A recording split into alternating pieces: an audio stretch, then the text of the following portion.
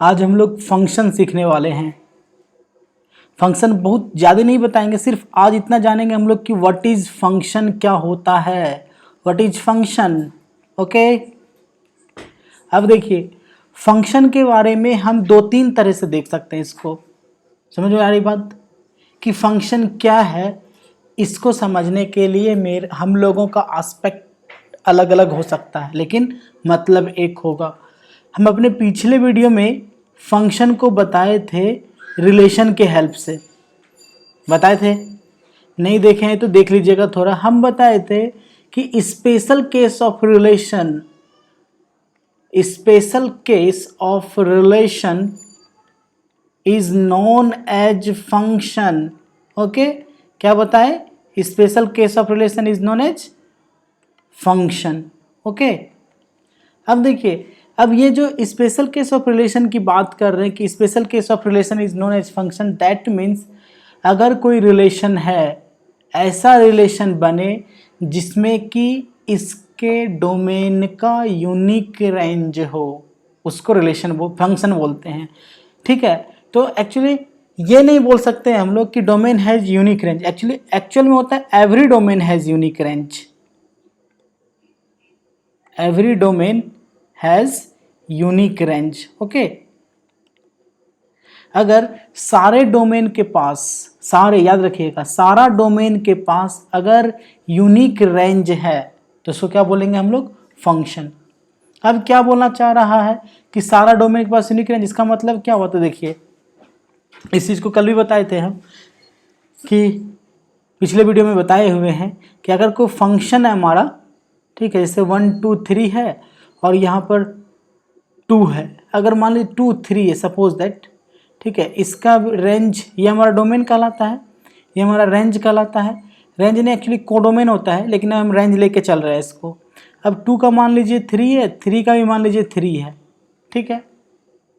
फिर देखिए यहाँ पर फिर हमारा 1 2 3 है और यहाँ पर फिर हमारा 2 3 है, ठीक है।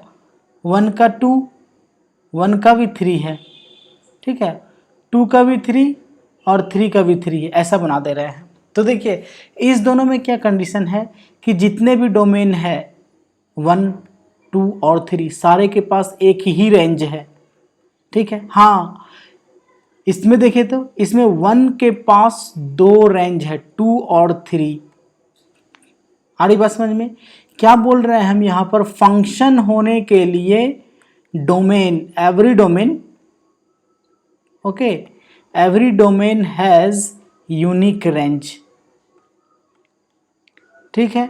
सारा डोमेन के पास यूनिक रेंज होना चाहिए। अगर हम इसमें देखें तो देखिए, अगर हम इसको देखें तो इस रेंज के पास 2 डोमेन है, लेकिन इस डोमेन के पास एक ही रेंज है। आ रही बात समझ में? इस डोमेन के पास एक ही रेंज है, लेकिन इस रेंज के पास 2 डोमेन है। तो फंक्शन होने के लिए डोमेन के पास यूनिक रेंज होना चाहिए। तो देखिए जितने भी डोमेन है वो सारे के पास क्या है? यूनिक रेंज है। अब देखिए एवरी जो हम यहाँ पे लगा रहे हैं कि every domain has unique range, इसका मतलब क्या कर रहा है कि अगर कोई फंक्शन है मान लीजिए, या कोई इस तरह का है कि ABCD और हमारा ये है 1 2 3 4 5, सपोज दैट A का 1, B का 2, C का 3 और D का 4 है, ठीक है। तो यहाँ पर जितने भी डोमेन है सबके रेंज है, कोई भी डोमेन ऐसा नहीं है जिसके रेंज नहीं है, और जितने भी डोमेन है सारे के रेंज यूनिक हैं। फिर हम एक एग्जांपल लेते हैं। सपोज दैट हमारे पास A B C D E है, ठीक है। यहाँ पर 1 2 3 4 है, A का 1, B का 2, C का भी 2, D का 3, सपोज दैट ऐसा है। यहाँ पर क्या है कि यहाँ पर हमारा क्या था कि जो रेंज में जो एलिमेंट उसमें 5 खाली है।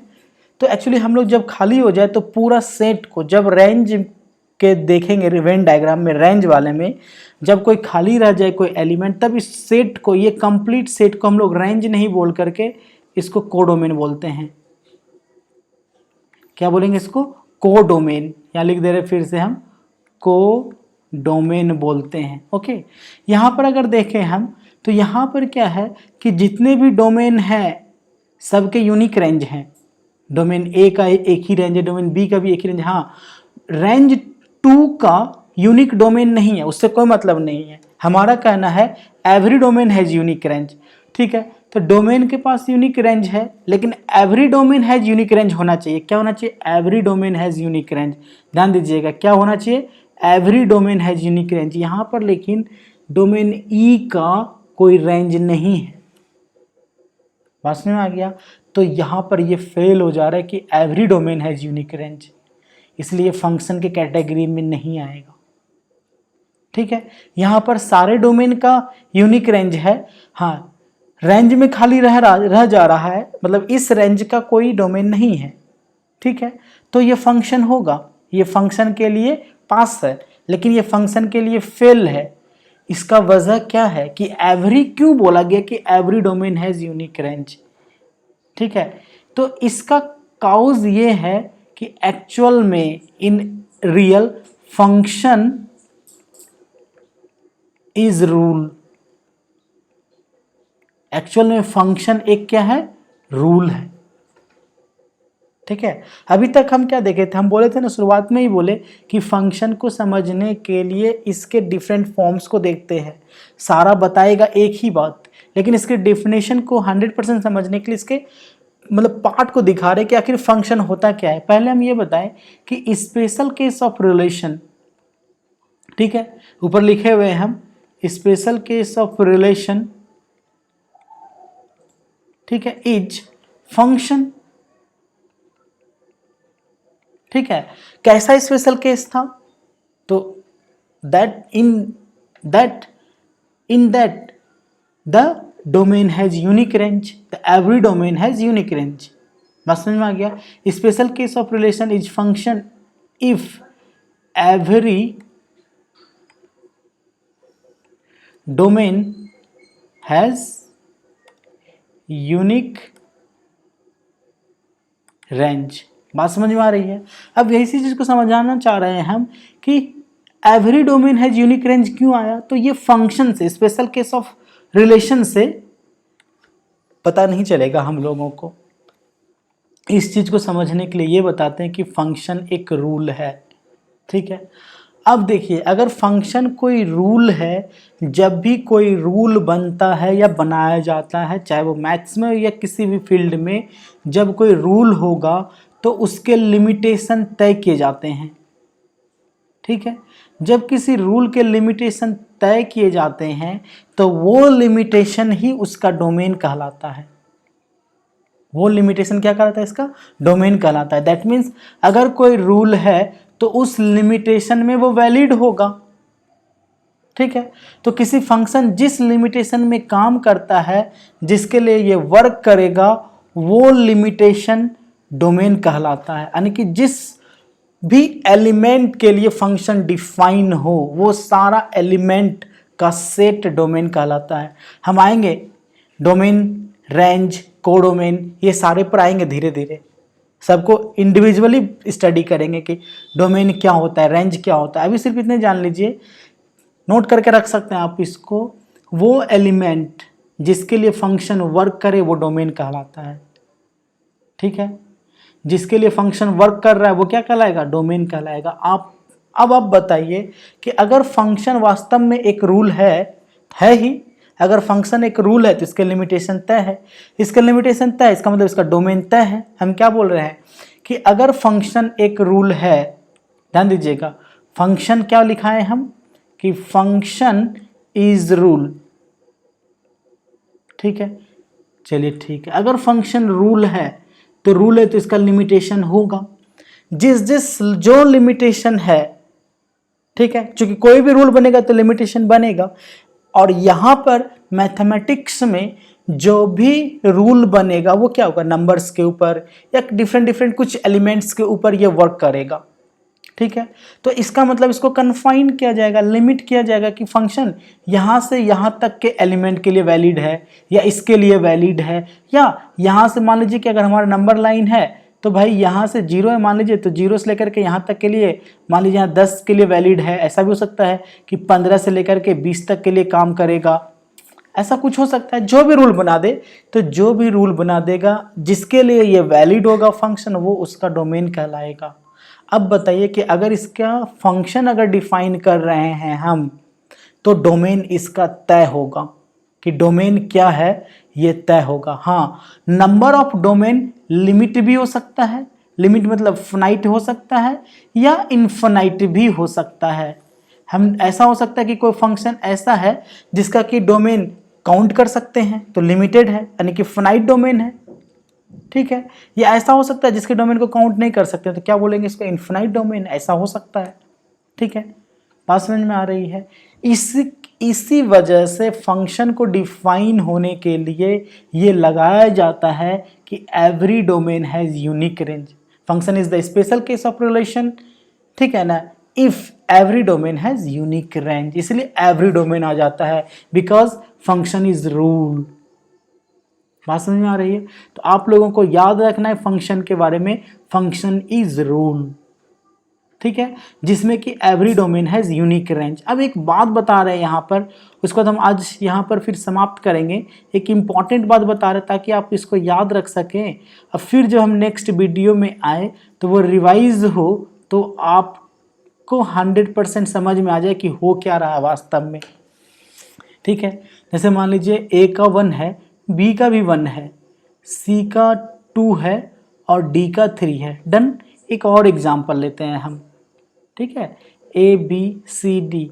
ध्यान रखिएगा, अभी तो हम सिर्फ इसी तरह से बता रहे हैं, हम लोग इसके मैथमेटिकल कैलकुलेशन को भी देखेंगे, अभी सिर्फ सिंपली समझाने के लिए ऐसा बता रहे हैं हम, ठीक है।